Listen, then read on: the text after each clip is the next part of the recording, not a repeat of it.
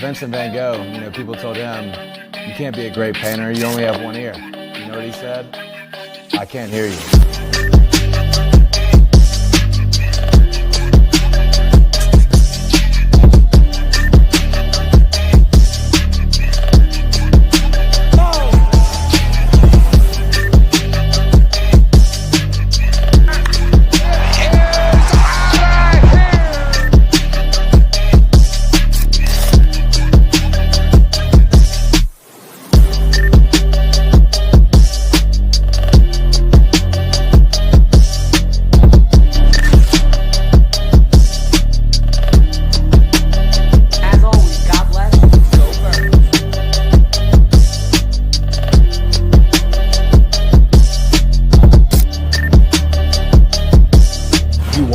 Listening to Sippin' Sports, a Philly sports talk morning show with Chris, KJ, and Dalt. Proudly powered by 302 Birds. Let's take it to the show. Good morning, everybody. Happy Saturday. Welcome to another episode of the Sippin' Sports Podcast. My name is Dalton Holland, joined by Chaos Chris, KJ McCoy, here to bring you the latest, the greatest, and everything in Philly sports talk. But something has changed since the last time we did this episode. I'll just address the elephant in the room. The Eagles are in the Super Bowl, gentlemen. How we feeling? Woo! Who wants to take it first? Either of you. Feel free. I mean, what are the initial emotions? You got it, Chris. You got it. Well, hey, these fuckers been proving me wrong all damn year. They better do it one last fucking time. There's not much else to say. They just keep winning. And not only that, they beat the living shit out of the Commanders. Nico's on the couch still crying about it. He thinks Jaden Daniels a good quarterback, even though he's washed up. He's a bum. The team sucks. They got absolutely dismantled by the Eagles, and they're going to get dismantled by the Eagles for years to come, like they have for the past 20 years. It's going to keep going and going and going. So let's go, Birds. Now we got to go back to Patty Mahomes. Oh, geez. Yeah. Frog. Freaking Kermit, man. Oh, geez. Yeah, we got to deal with this guy again. And I saw a video. I saw a bunch of compilations of Mahomes just doing what he does best, complaining at the refs, getting what he wants, getting everything to his, I guess to his advantage, I guess you could say. It just sucks. But you know what it is, though? We just put the end to it. I feel like this is different, though, than last time. This is way different than last time. I feel way more confident than Super Bowl 57. I feel like we honestly, the city kind of knows what was at stake last time. They kind of know, like, what happened last time.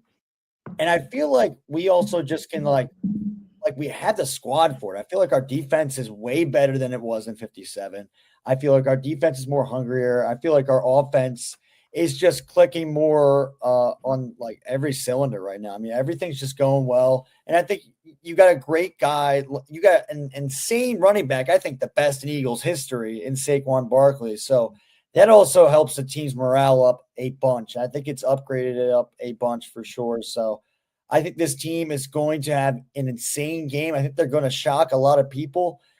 And hopefully, the refs just aren't on the Chiefs' side because we know that the Chiefs, honestly, the refs were on their side last week against the Bills. It was obvious. There was a lot of controversial calls, some calls that should have went the Bills' way. They were very obvious. We better hope and we better pray that none of those calls or no controversial calls happen against us this upcoming Super Bowl. Because if it does, I think you're going to see a lot of people honestly turning off their TVs when they see anything about the NFL, I think in general. It's a time where all of us, like I said it to my dad today. I said, it's right in front of us, right? Like if we lose this game, we're all going to be in fucking shambles. Like that green room that I sit in, the beautiful Kelly green you see on Chris's hat, the midnight green you see on KJ's head, just like Chris did beautifully. Fucking snapping all of our necks. It's game over. Like, especially when it comes to believing in these teams. The Phillies have already put us through enough of a emotional roller coaster Eagles, please, God. I mean, it's been such a long 4 years of in and out and in and out. Just give us something. But moving along to our first topic of the show, I'm going to kick it to the show's inaugural Flyers expert. Chris, I don't know if it was the Flyers are shipping out everybody with an F last name yesterday or what, but Yeah, I mean, 2 former first-round picks got traded from the Flyers, Morgan Frost and Joel Farabee. They got back a Russian guy who's played with Michkov before, which is intriguing, and a guy who's a former first-round pick, along with another second-round pick. And I think that's the biggest part of this deal is they're getting that second-round pick in this year's draft. Farabee had a high contract that they weren't really willing to pay anymore. So they got rid of that contract, and Frost they had to pay at the end of the season this year. I really don't know too much about the guys they got back. They don't look like they've had that great of stats. So I can't say too much because I don't watch Calgary hockey. I barely watch the Flyers. But it's almost like a reset here. Danny Briere is like, all right, what happened in this last regime? We are starting over. We have 7 picks in the first 2 rounds of the draft this year, which is a lot of picks. So I think they're starting to try to build around Michkov here. And as we'll get into in a little bit, talk about Michkov a little bit more. I think that's the main focus right now is Matvei Michkov and getting him into a situation where he is the best player in the league, which we know he can be. There's definitely some questioning in this trade by a lot of people because people think, oh, Farabee and Frost, you should be able to get more for them than what they got. And I get it, they're fan favorites, but I think it's one of those things where it's like we're rebuilding at this point. We're not trying to win hockey games. So it's a reset button, and I think it was probably the right move. Should they have gotten a little bit more? Maybe, but I think it's an okay trade at this point. Yeah, I think the Flyers, obviously, I mean, you heard the news yesterday about the big trade, and we were talking to Chris about it too. He was saying how he was kind of shocked. I mean, it was out of nowhere, and it just seems like this team is really trying to shake things up. They're trying to get some new faces on the team, and they're trying to fresh things up for sure. So they're really trying to build things around Michkov. They're really trying to believe in the kid. And, I mean, bringing in a guy that played with him in Russia, I mean, that shows that they really believe in him. And maybe he kind of told the organization, probably with a translator, because he still really doesn't really speak too much English yet. I think he's still learning. So he probably was like, hey, can you bring one of my teammates over? I think he's part of the Calgary franchise over there, and they probably granted his wish. I mean, it seems like he's already kind of putting an input on the organization in general. I mean, as he should. So, I mean, I think he wants to change his franchise. I think the franchise wants to change in general, and they want to get back to those glory days they used to have. So, I mean, where we can honestly be proud as Flyers fans, as Philadelphia hockey fans. Yeah, it's such a franchise that has such a rich history. So when they're dormant or when they're inactive, it almost feels like there's just like that part of the city that's just waiting to be tapped in. And I know Chris knows this because me and him have had this conversation before. There's also that fan base of Flyers fans. Like the true Flyers fans are a different breed. They aren't like Eagles fans. They aren't like Phillies fans. They are really the black sheep of the Philly sports fan base. And when they get crazy, they get crazy. But the Flyers haven't really been at that level for them to kind of, turn it up a little bit. So I do think that once they get there, they'll get there. It's just going to take some time, like Chris said. It was probably the appropriate time to hit the reset button. Did they get as much as they wanted? Maybe not. Maybe. The only thing that we know is time will tell. But pivoting now to time is something that I personally, look, I don't know much about hockey, but I know a lot about life. And whatever you do in life, in my personal opinion, the best way to learn is to keep doing it. Whether you keep failing at it or keep succeeding at it, just keep going. And it feels like this is not an ideal thing for the Flyers to do. So, Chris, I'll let you go ahead and take it first. How do you feel that the Flyers are giving less time to Michkov on the ice? I don't like it at all. I know there's a lot of language barrier between Tortorella and Michkov. And he said that's a problem in the past. So, you know, bringing this other guy in is probably going to help a lot with that. But he's so talented, and he needs to learn out there. He's going to make mistakes. He's 20 years old.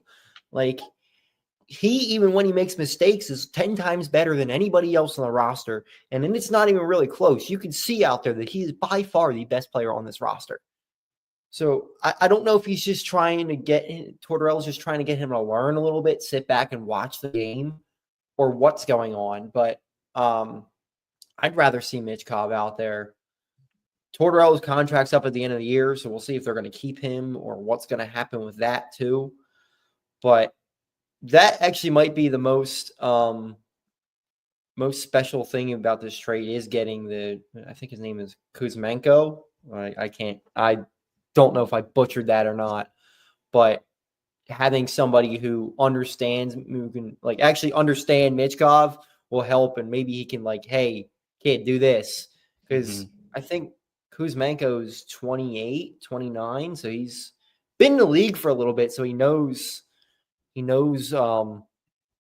more terms and all, where, you know, you got a guy who's not only trying to learn the language, he's also trying to learn hockey at the same time, which I can't imagine that's very easy. Yeah. I mean, we've seen it in baseball. I feel like Chris knows this as well. I mean, sometimes with the Spanish speaking players, it's always different for them to kind of adapt to the MLB, especially like starting a new language. And I mean, that's also just something in general, though, when you come to another country, it's also something you gotta honestly learn sometimes in certain kind of aspects. So I think for Michkov, yeah, I mean, as I said before, as Chris said before, he's really trying to adapt. He's really trying to learn the language, and I think he's trying to learn the game. So as Chris was saying before too. So I think Torch probably, it seems like he might not be getting frustrated, but he might be like, hey, I need some help, because I can only guide I can guide a horse to water, but I need some more guidance as well. I need like a guide dog or something like that. So that's what it seems like. And I mean, from my perspective, I guess. Yeah, and it's also a much different game. Like the KHL game is much different from what I can tell as an amateur hockey fan, as Dalton would like to say. It's very hard to it just looks like a different game. Like the ice looks like it's a little bit different size, so all kinds of different aspects there. Yeah, so it's different for sure. Well, that's kind of like European basketball as well. I mean, you can kind of see with the fans, I mean, the environment's way different over there. Because I know that like when I think like Luka Doncic is one of them, was like saying like how the atmosphere is different here. I kind of feel like now, since the Clippers have that stadium, they're kind of the closest thing to those European fans. Like when you see like in like Serbia or like Slovenia or wherever it is, and you just see those fans like doing the soccer chants. Like that's actually like that at basketball games over in Europe. So it's not really like that over here, but the closest thing is the Clippers. So I mean, when it comes to that, yeah, I mean, you got to really adapt. And I think, as you said before, yeah, Mishkov's just trying to adapt, and I think this team's trying to adapt to his skill set, and I mean, just his kind of process. They got to learn him, his cute. Like, it's like anything. I mean, when we first started this podcast, we didn't really know each other. Now look at us, like a fucking well-oiled machine over here. We didn't know each other before. We knew each other. Well, like we never did a podcast together. So you have to learn like social cues, for example. You know what I mean? Like reading your teammates, anything in life that applies to that. Job, podcast, sport, anything. Drinking. No. But we are pre-recording disclosure on Friday night. But the one thing I want to say about Matvei is like the kid is such a gem that you just, in my opinion, like, look, I don't know much about hockey, but like Chris said, like I said, like the best way to learn is to make mistakes. I know when Wentz went out there to connect it to the Eagles. I remember when he first went out there In his first game, I think it was against the Cleveland Browns. I don't know if you guys remember. He just lit it up with Jordan Matthews. And we were like, oh my God, Carson Wentz is the next coming of Jesus. Like, we're great. We're good. And then it took a year. You know what I mean? And it took about a year or two for him to really have that MVP season. And I think that it was good for him to learn, though, early, because he could get all those mistakes out early, to where when he got to that point, he could almost be like a veteran. Like, I want Michkov to be playing at a high level when he's like feels comfortable. Like, I want him to, when he's ready to break through, like, just go and nothing else hold him back. And the best way to do that is just to get more experience, play more hockey with his teammates, let them learn about him and the way that he plays. So we'll really see how the Flyers approach it. But I will say, the Flyers, I think, are trending in a good direction overall. It may not be tomorrow. It may not be next month. But I think if you're looking at a 5-year plan, okay, where they're at now compared to a year or two ago, they're in a lot better position. But pivoting now to our next topic, this is something I know we're all excited to talk about. This has got to be one of the most angelic, but like, cue that Rocky song that we used on the Finally Friday today, where it's like, oh, going the distance. Yeah, going the distance. Thank you, KJ. Yeah.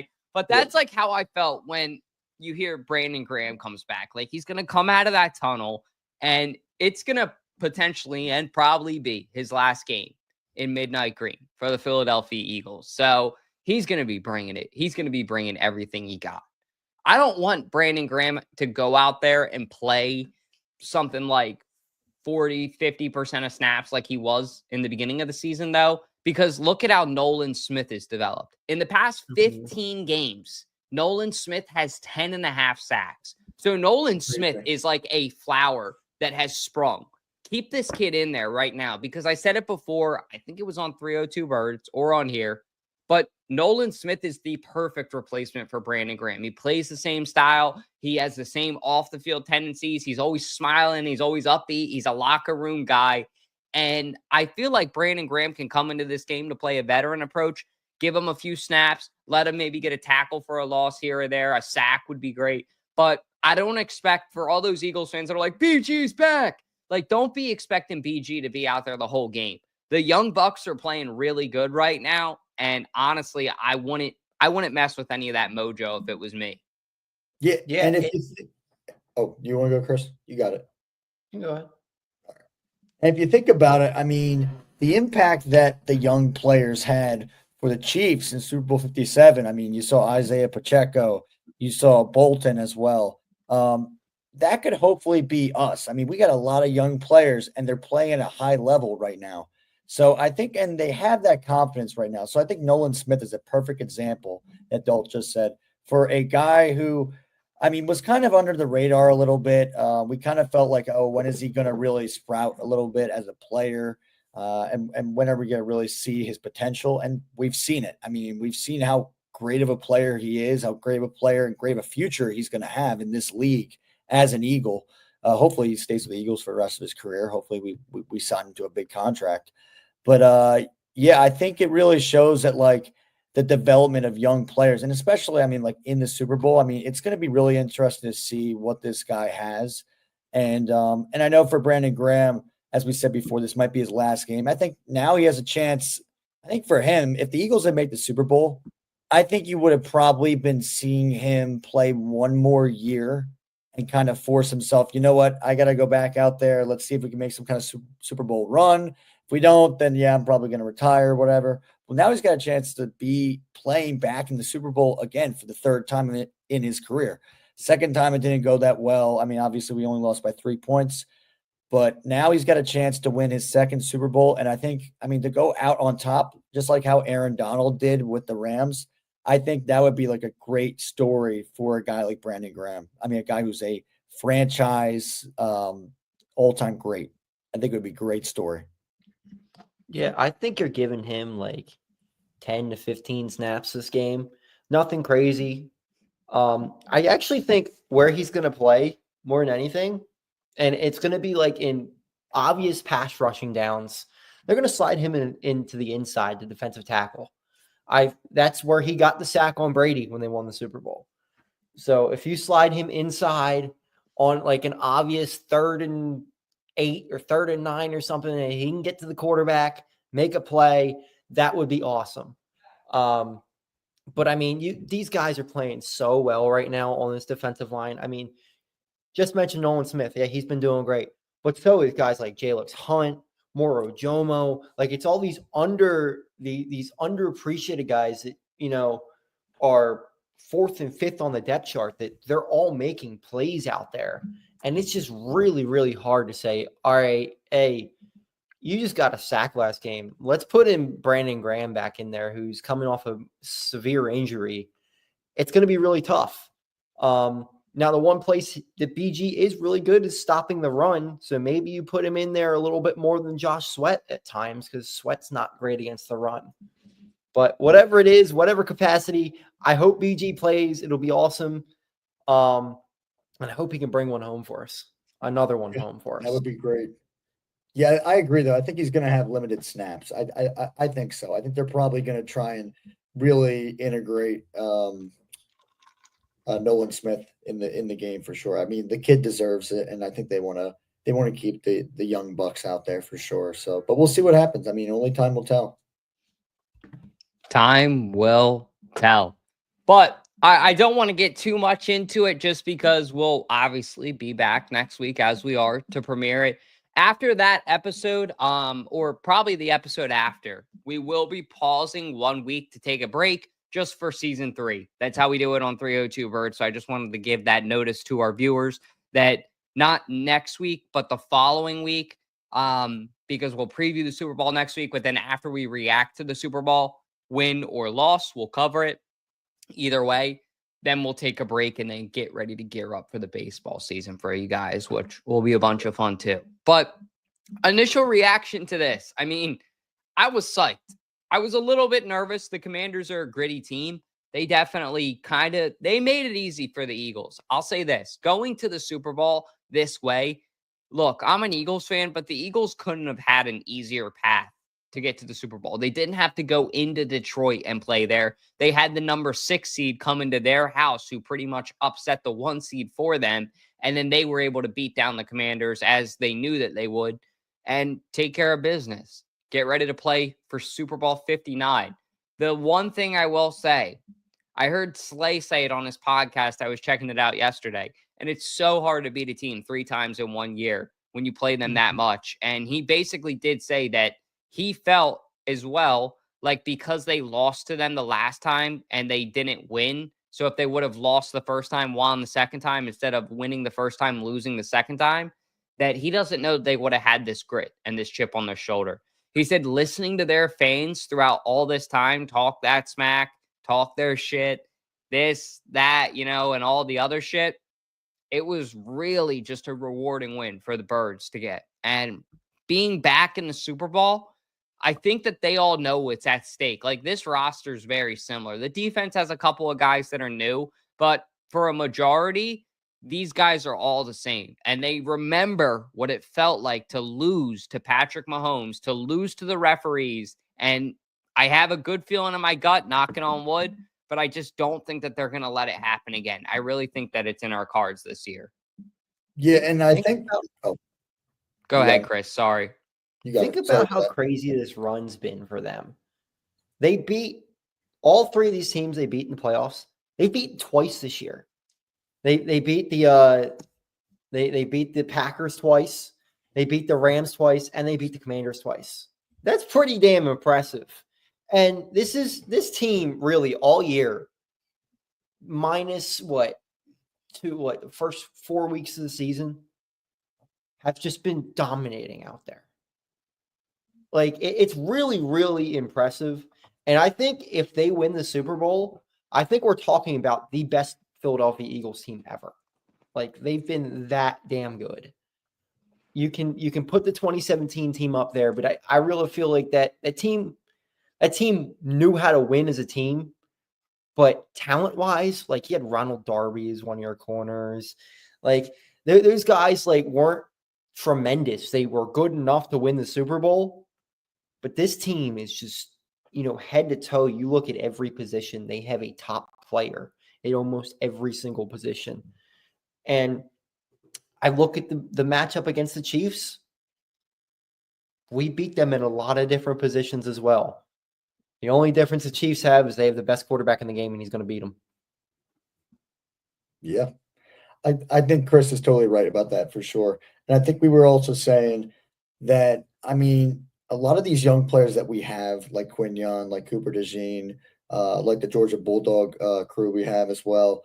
I mean, they're also younger, but some of them also were there for that Super Bowl 52, not 52, 57 loss.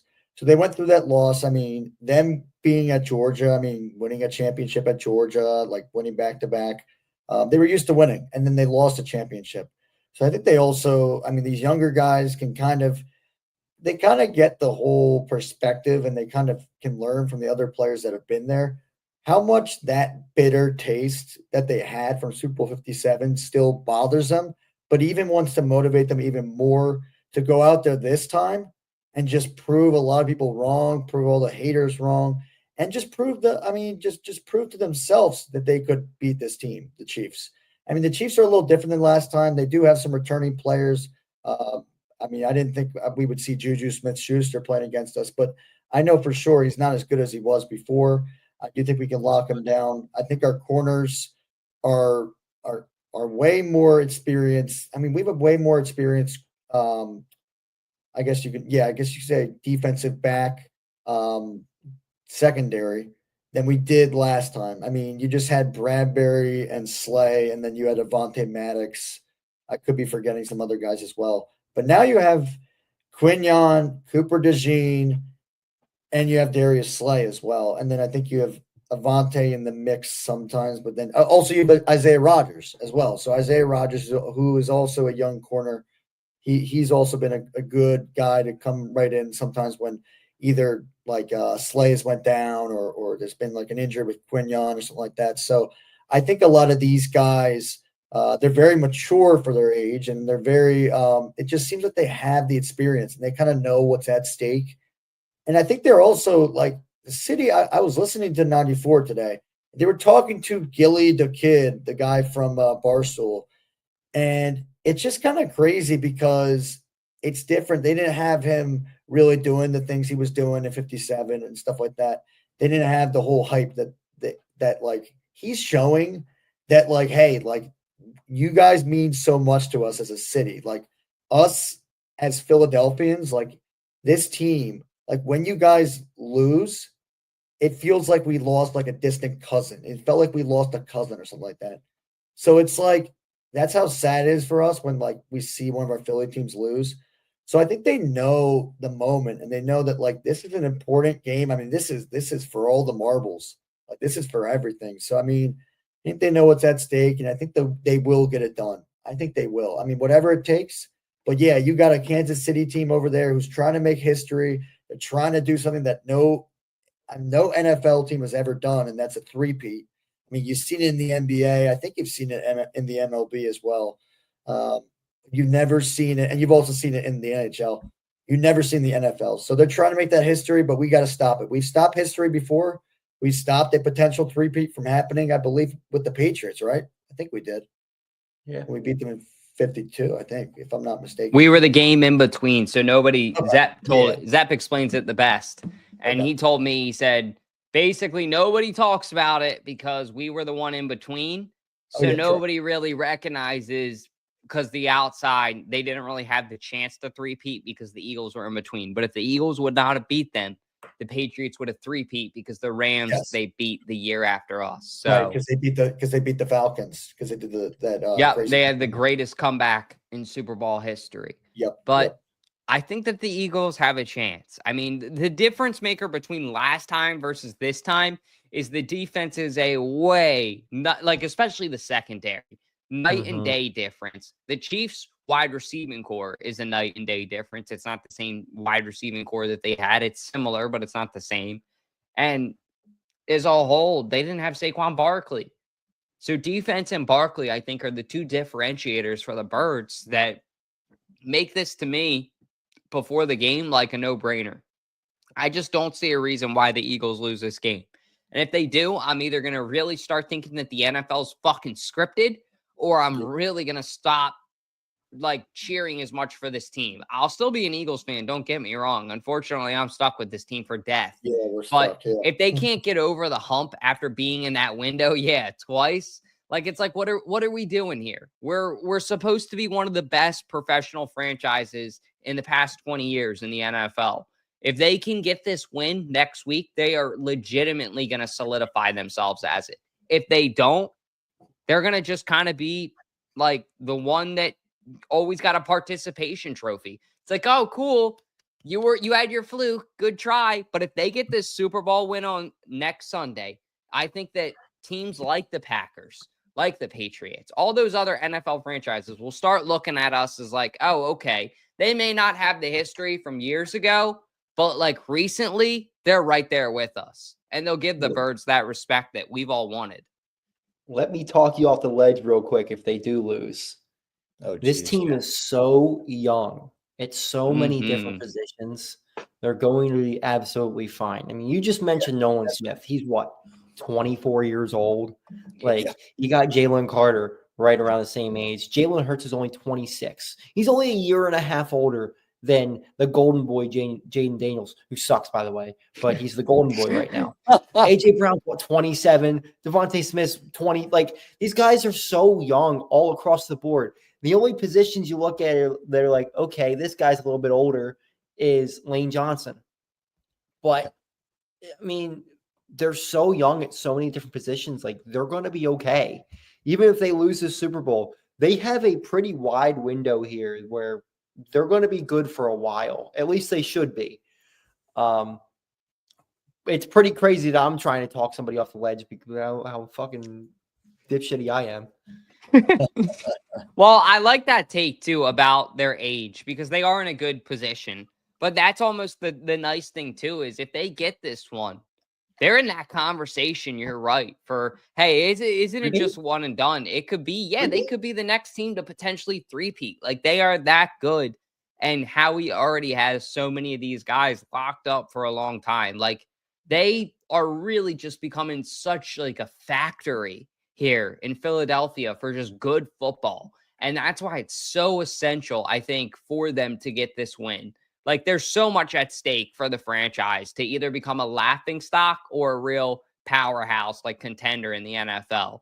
And it's nothing in between. Like it's black or white. You know what I mean? Like you're either that contender or that's the beautiful part about the NFL. And the ugly part is there's one winner and one loser at the end of the day. The Niners or the Chiefs. I mean, that's where the Niners have gone multiple times, lost, and the Chiefs have gone multiple times and won. That's your difference right now. Yeah. That's now I will say the Chiefs have lost one time is kind of the benefit, I think, for the Birds. That was something I thought about is people forget Mahomes does have that loss to Brady in the Super Bowl when Brady was a Buccaneer, where it wasn't just a loss. Like they got the shit beaten out of them.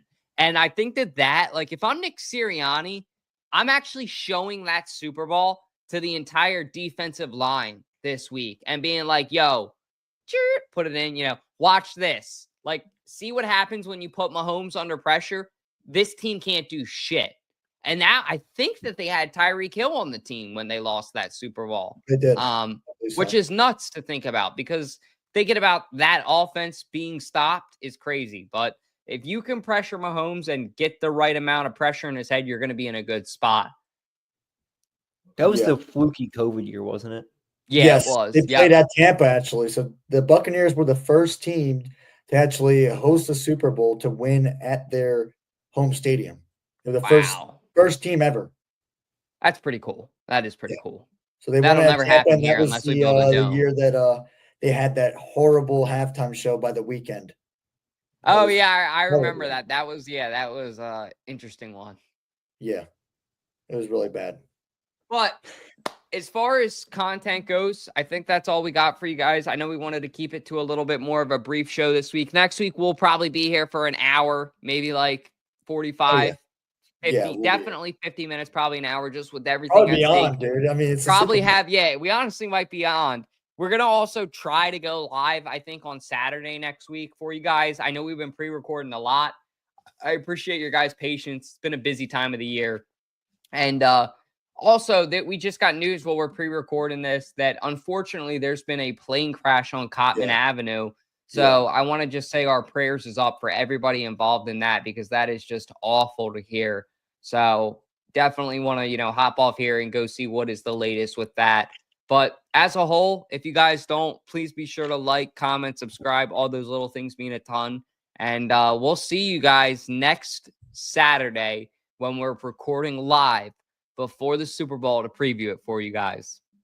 Other than that, I hope everybody has a good week other than what's going on. And God bless. Go Birds. You guys got anything else you want to say? Go Go Birds. Birds. Go Birds. See you guys.